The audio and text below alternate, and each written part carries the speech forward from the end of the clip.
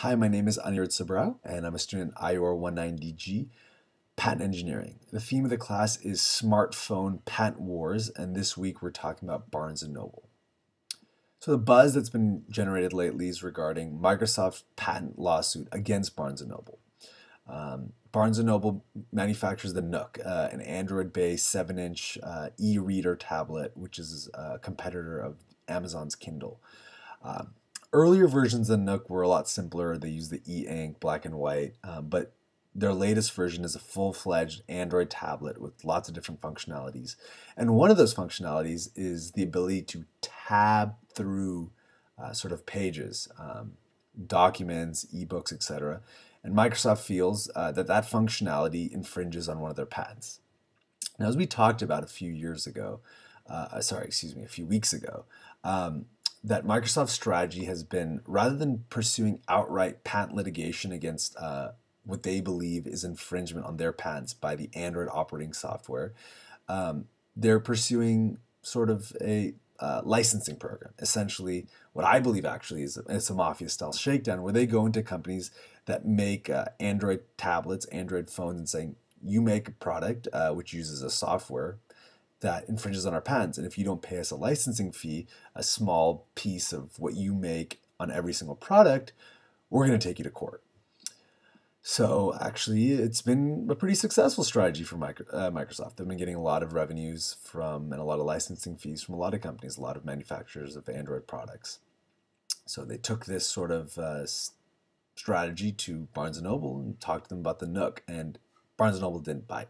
And they said, we'll fight you in court.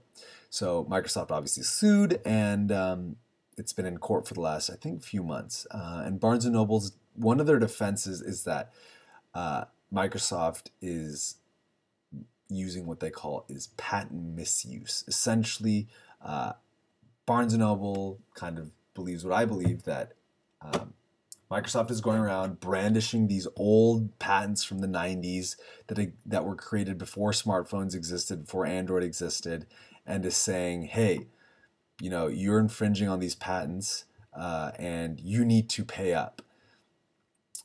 And Barnes & Noble, along with a lot of other companies, feels that the connections that are being made between these patents and sort of their manifestations in their products is tenuous at best. It's weak. The relationships are hazy, and that these aren't valid claims. So what happened about 2 weeks ago is a judge reviewed these arguments by Barnes & Noble and essentially threw out the patent misuse argument.